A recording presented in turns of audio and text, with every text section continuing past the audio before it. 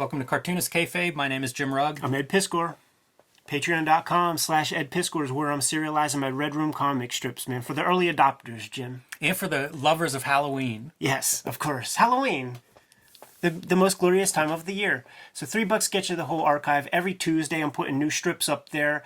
Rain or shine, man. I worked well enough ahead to make sure that I hit my marks regularly, and all those pages will be out before the issues come out. So truly for the early adopter, if you're into gore, horror, splatterpunk, outlaw aesthetics, you're going to want to fuck with Red Room, man. And you're going to want to support it and make it a hit comic so that there could be more of these things. People who have incentive to bring some hardcore energy back to comics. Sounds good.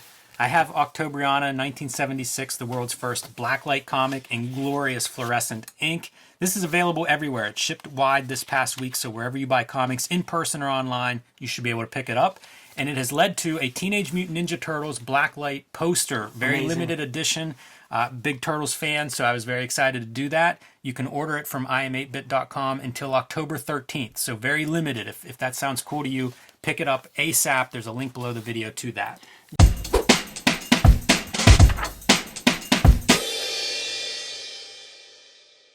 Jimmy, it's almost been our 2-year anniversary, and we haven't given much shine to Russ Heath yet.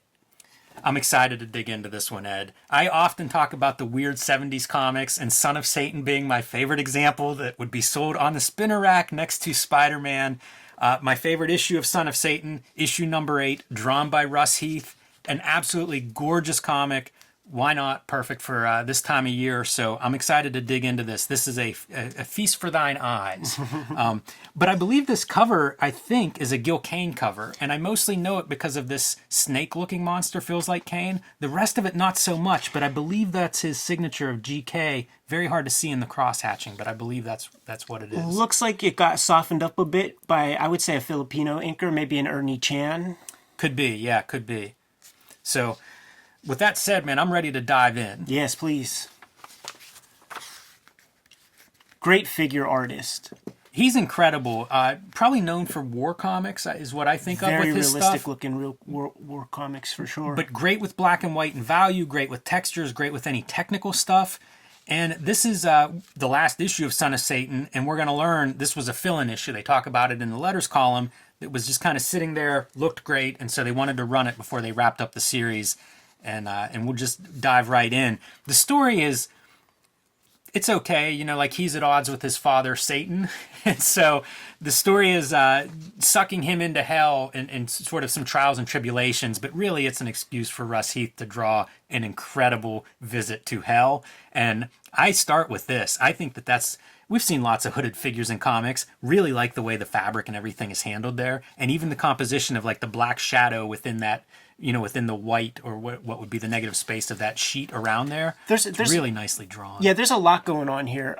He's using the smoke here and the sort of way you see the fabric kind of moving in the air. It really does create like a pattern to the atmosphere here. Like you can find many examples of comics where the physics defy, like the artist can't decide where the wind is blowing or whatever, and you really feel that flow of air circulation right there. It's very creepy. It continues on with his cape as he's coming in, and it's contrasted by like the grids of the stone and the iron gates that are making up the background. That's a good eye. I like that call. And man, the fireworks start right away. It's such a good-looking issue. So this is his mother kind of like drawing him into this story. And the story is pretty loose. Like, I'm not going to dwell too much on that. No. Writer Bill Mantlo. But, I mean, the story for me is the gorgeous art. And you see kind of like the lighting effects that come into play as he's descending the staircase and heading into hell. And Hieronymus Bosch. Sure, yeah. Absolutely. And the props to the colorist for giving everything a little bit of attention. Yeah. Yeah. What you see here are just like all these little demons and demonic stuff, like a monster half eating this guy, twisted up kind of figures and skeletons. It play almost insect-like creatures, a face stretched like beyond capacity. That shit looks like it could be on one of those, like a psychedelic like T-shirt or something. Yeah, Rick Griffin has drawn this character, I think.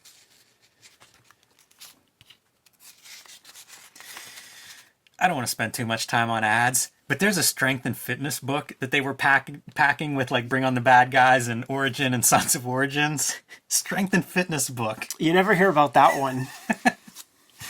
There's a good close-up now. We get to see what those demons look like. And they're like mashups of different characters, hooded figures, limbless figures, limbs being consumed by them. Really great. Yeah, he's doing like Ghastly Graham Ingalls would have these kinds of characters on his Haunt of Fear covers, and then Bernie Wrightson adopted that in his the Unimen or something like that in the Swamp Thing comics. So it's like there's a tradition of these gooble gobble freak show demon characters. And there's a lot going on. Besides the variety of characters from insects to more traditional demons, they're always like eating stuff. This one's throwing up something disgusting. Looks like they had spaghetti for dinner, maybe. Melting skulls. It's just, there's always something to look at in this comic. You know, it's kind of this overwhelming, you know, like sensory overload. Love this too. The silhouettes of the tormented creatures. That feels very 70s. Very unusual, that kind of shading. Yeah. Straight out of a Charlton comic. Yeah, definitely. Love this panel. Yeah, it's unbelievable. I don't even know how to describe this. It just is extraordinary visually.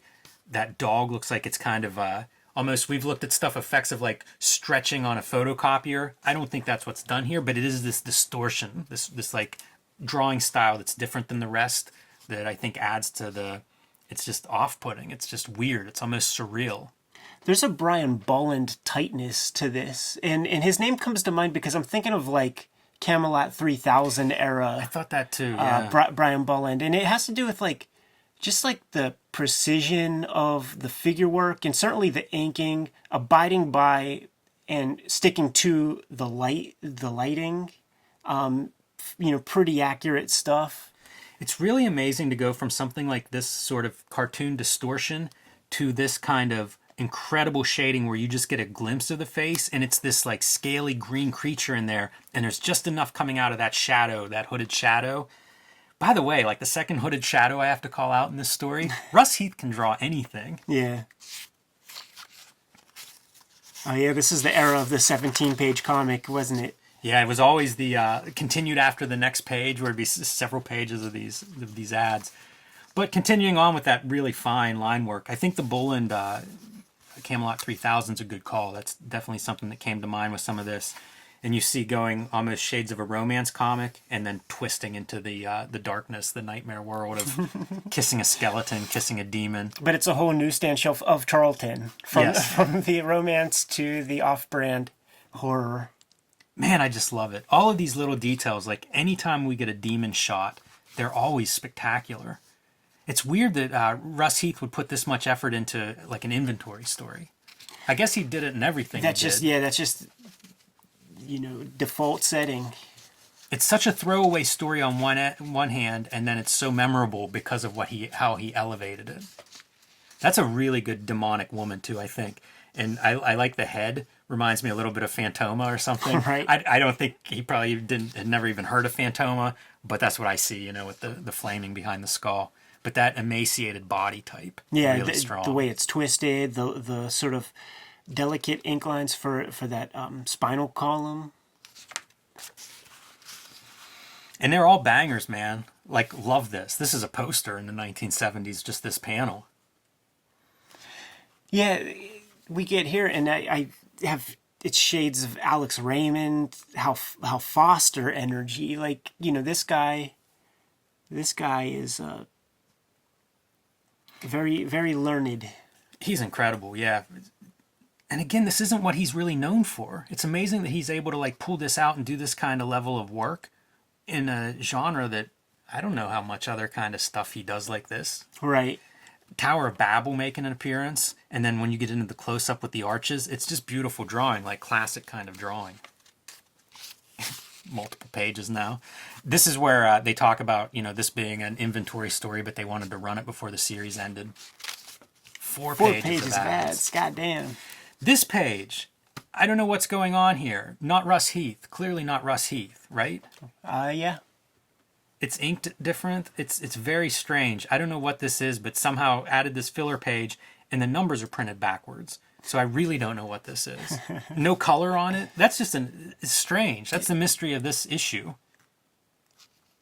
Although the color thing is mentioned, you know, like destroying all color with its terrible brilliance, talking about, you know, this hell where they're at. It's a formal exercise. Pretty interesting, but I don't think there's any Russ Heath on this page. And then when you get here, it's like, this character has to fail. This is boring. This is like, looks like Flash Gordon, you know, in the design and stuff. Except for the pentagram on the chest. Like, that's nuts. This is a time whenever you'd have, like, movies like The Exorcist and stuff. You know, soon we're going to get the 80s satanic scare. Like, in a weird way, he should have maybe worked. Give him a different haircut and a different cloak. But the pentagram chest, man, I'm on board for that. Love this. Like, love the Satan. Would have liked to see more of him. Imagine several issues of this where, like, that's your bad guy that you're fighting. That's a chick-tracked Satan, man. It's good stuff. The flames behind him. That looks like Hot Stuff's the little red devil's dad. Straight out of Central Casting. Hellstorm's kid sister. Jeez, more ads. I guess this is when comics are selling, man, with all these ads. Yeah, 32-page comics with 17 pages a strip. This reminded me a little bit of Nolan's early work. Kevin Nolan's early inking and stuff. Great lighting, though, again. I was thinking about that just with that even. And this is the dashed out piece where it's like, all right, no more time. Yep, end of the month. Yeah. Need these last 3 pages due tomorrow. That's so perfect. It really is. There is a blueprint, I think, in this issue to make Son of Satan awesome. You know, like the fantasy elements of hell, I think would have been a really cool, compelling thing you could do stuff with visually and just put it in the 70s and it'd be great. Even into the 80s with the Satanic Panic, you could have done some stuff. If he would have done a couple of issues, I'm not going to say it would be X-Men numbers, like when Steranko and Neil Adams did the thing, but it might have gotten a couple more issues. Tom Sutton, a Marvel mini masterpiece, 2-page strip at the end here, I guess to fill out the issue. A couple pages of ads they weren't able to sell, which is, I don't know if that's shocking or obvious since they did manage to sell like 30 pages of ads, it feels like. Gotta love an Evel Knievel ad too whenever it shows up. For sure, man. George Foreman made his money from the grills, and Evel Knievel made his money from the toys. Yeah, man, for sure. It's such an era, you know, like the Evel Knievel. Pretty long one too. Probably get 5 or 6 good years out of those ads. Are you Evel Knievel toy era, or is that just before your time? Yeah, I had the rip bike, you know, the plastic thing, and then it'd go flying, and you always hear everybody busting their knuckles on the floor trying to get that thing revved up going. So yeah, I'm with that era. Okay, yeah. You have lived 2,000 or so more days more than me. You know, with those Evel Knievel bikes, I think they had longevity too. Like I probably ended up with mine from a flea market. I feel like they lasted a few kindergartens, you know, for different kids. You're super lucky, dude, because in my era, it was the Crash Dummy toys, and we broke the Crash Dummy car on day one. Not surprised. They delivered. And you're supposed to bring it to the wall. So, Son of Satan, Russ Heath, huge fan of Russ Heath, and it's kind of cool to see him doing something outside of his norm, and man, shining. Like, Son of Satan never looked better. Few gems in 70s comics in a lot of ways, man. This is kind of a crown jewel. It's a comic that I discovered relatively recently, man, within the past decade, and I feel like it's a comic I should have known about way longer than I did. But you know, you go under the store at Ides, find those coverless joints, and I see Russ Heath's name, I'm gonna scoop it up. Yeah, for sure. All right, man, there's more October coverage, horror comics to cover, man. So Kayfabers, like, follow, subscribe to the YouTube channel. Hit the bell. We'll notify you when new vids are available. Octobrion is in stores right now. Tell us about that poster. Blacklight Teenage Mutant Ninja Turtles poster. Very limited edition. Pre-orders are open until October 13th, and then that's it. So link below the video to pick up the Blacklight Teenage Mutant Ninja Turtles poster. Early adopters who are interested in the Red Room comic can subscribe to the Patreon, patreon.com/edpiskor, and get a glimpse of the comic as it's serialized every Tuesday. And now is the perfect time to be reading Red Room. That's goddamn right. What else? Subscribe to the Cartoonist Kayfabe e-newsletter at the links below this video. That'll keep you up to date on everything we're making, where you can find our work, and what the latest videos are, because we've been posting a lot lately, man. Celebrating this Halloween season in style. Jim, can we agree to look at some more Russ Heath comics in the future? I would love that. All right, man. Give him the marching orders, dude. Read more comics.